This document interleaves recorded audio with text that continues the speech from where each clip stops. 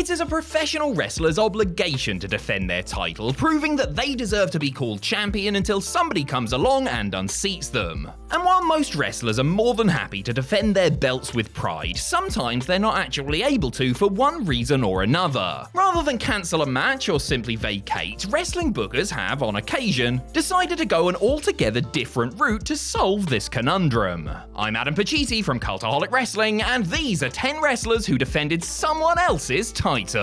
Join us. Number 10, Psychosis, Juventud Guerrera's IWGP Junior Heavyweight title. Well, we may as well start with this total and utter mess from Vince Russo's first couple of months in charge of WCW Creative. Vinny Roode booked Juventud Guerrera to defeat New Japan's IWGP Junior Heavyweight Champion Jushin Liger by bonking him on his masked head with a tequila bottle on the November 29th, 99 episode of Nitro. Not only did New Japan refuse to recognize the title change, but no sports media outlet in Japan even bothered to report on it. Liger, who initially believed he would be defending against Rey Mysterio, also claimed to have misplaced the belt, which is why he didn't bring it to the ring with him for the match. I would say he was fuming if I could see his face. Adding injury to insult, the Juice dislocated his elbow during the bout when he attempted a springboard plancher. That meant that Juvi, who would have missed the rematch anyway since he had a court date in another state on DUI and resisting arrest charges, was replaced by Psychosis,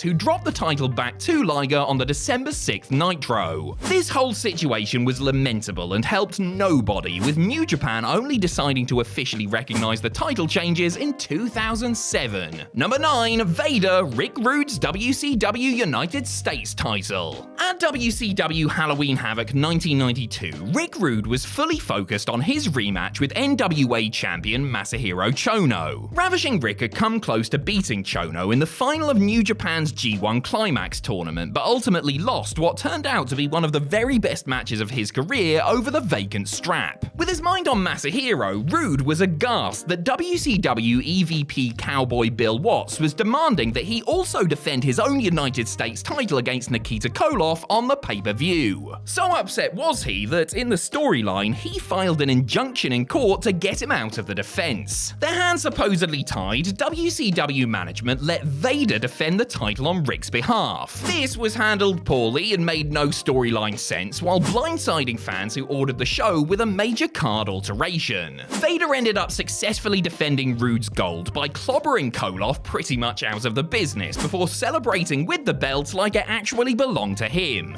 Rude, meanwhile, beat Chono by disqualification in a shockingly terrible match that descended into a disaster on every level. Number 8, Randy Orton, Booker T's WWE United States title. In late 2005, WWE decided to redo the critically acclaimed Best of 7 series that Chris Benoit and Booker T had thrilled fans with in 1998, this time with the US gold up for grabs. Regrettably, the five-time WCW World Champion, who was leading 3-1 at the time, sustained a groin injury while wrestling Matt Hardy on a Boxing Day house show. Orlando Jordan offered to step in for Booker, but was rebuffed in favor of Randy Orton. The Legend Killer then lost the 5th match via disqualification when Sharmell interfered, then lost again via DQ the following week, tying the scores heading into the final and deciding contest. Orton was finally victorious in that one, winning the series and the title for Booker after a long and draining scrap. A week later, Randy defended the belt on behalf of Booker by beating Jordan in a competitive match. Despite the hoops Orton jumped through to get the title to Booker, the master of the Spinneroonie dropped the gold to the Rabid Wolverine in his very first defense at No Way Out 2006. Number 7, Stevie Ray, Booker T's WCW World Television title. Booker T had won the first Best of 7 series on his own, with his reward being a shot at Fit Finley's TV title at the 1998 Great American Bash pay-per-view. Even though he had battled Benoit in the series decider earlier on the card, Booker came through and beat the Fighting Irishman to win the TV title for the 5th time. Sadly, Booker would sustain a knee injury about a month into his reign, with Bret Hart taking credit for it by attacking Booker after getting DQ'd against the champ at Bash at the Beach. With Booker on the shelf, his big brother and Harlem Heat tag partner Stevie Ray, who claimed power of attorney, decreed that he would be defending the gold against all comers in his siblings' absence. The self-proclaimed TV champ managed 2 defenses, losing to Liz Mark Jr. by countout on the August 3rd, 1998 episode of Nitro, and making quick work of Chavo Guerrero Jr. at Road Wild. A week later, Ray lost the title to Chris Jericho, who attacked and replaced planned challenger Chavo Guerrero, proving once again that big brothers are truly useful little idiots and that mum was right to love me more because I was cuter and smarter. Number 6, Stevie Richards, Raven's ECW World Title. Stevie Richards was often described by ECW commentator Joey Styles as being a clueless putz, ready and willing to do anything and everything his grungy master Raven asked of him in order to win his respect and admiration. That's extended from running interference and taking beatings to defending Raven's ECW World Title. Raven was scheduled to defend the title against the Sandman at 1996's The Doctor Is In, but had sustained a foot injury and couldn't compete. Richards had told ECW Commissioner Todd Gordon that he would fill in for him, however, which only infuriated Raven and resulted in Stevie eating a DDT. Despite starting the match already on the defensive, Richards managed to hang in there and after plenty of shenanigans made it so that Raven could come in and get the pin to retain the gold. Not sure of the legality of that, they claim Raven's rules, but Richards would defend the title once more against Sandman before the beer guzzler managed to pin Richards to win the belt in a novel Ultimate Jeopardy match a couple of months later.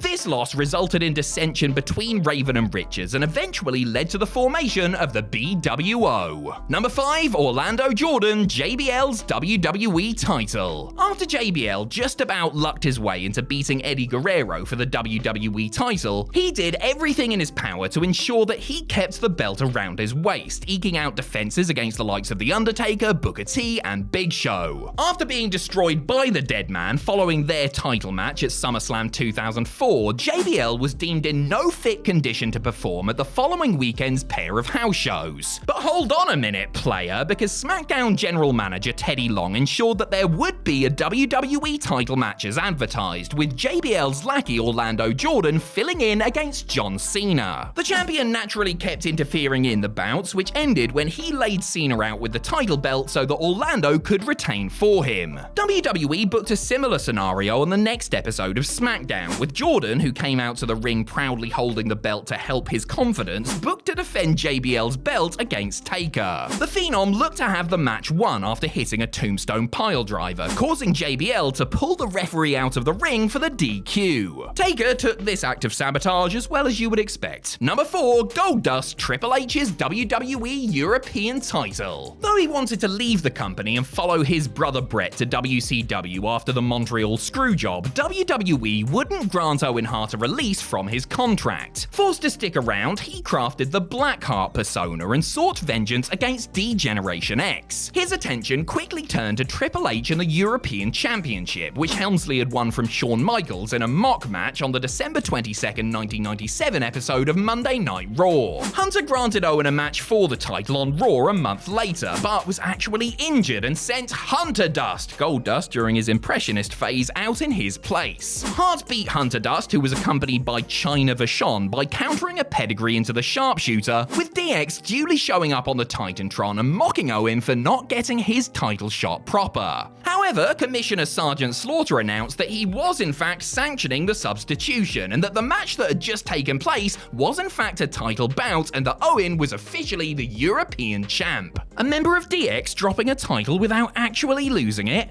Well, I never. Number 3, Lord Steven Regal, Brian Pillman's WCW World Tag Team title. The 24th Clash of the Champions special will live in infamy as the scene of the unforgettable debut of the Shockmaster, but some other notable stuff happened on it too, I promise. Like in the show's opener, where 4 Horsemen members Arn Anderson and Paul Roma captured the WCW Tag Team titles by beating the Hollywood Blondes team of Steve Austin and Lord Steven Regal. The Blue Blood was replacing Austin's regular partner Brian Pillman, who injured his ankle when the Blondes took on Frankie Lancaster and Mark Starr at a WCW Saturday night taping 10 days prior. Since WCW had taped other matches with Anderson and Roma as champs, the titles had to be switched, and Regal, who was good friends and travel partners with Austin, was drafted in. Regal was initially scheduled to clash with Too Cold Scorpio on the show and ended up being replaced by his tag partner Bobby Eason. The Blondes lost the title at the Clash, with Austin taking the pin due to to a miscommunication with Regal's manager, Sir William. This led to a future storyline where Pillman went after the Lord's television title as retribution for Regal costing Fly and Bryan the tag belts. Number 2, Rasheed Lucius Creed, Adam Pac-Man Jones's TNA World Tag Team title. TNA's decision to bring in suspended Tennessee Titans player Adam Pac-Man Jones was justifiably met with widespread condemnation. I mean, was the publicity really worth the lashing they would get from the many people who had issues with Jones getting a big old payday while facing serious allegations related to incidents off the field? Well, TNA evidently didn't care and booked Pac-Man to win the TNA World Tag Team titles with Ron Killings in his first ever match by beating the Hall of Fame duo of Kurt Angle and Sting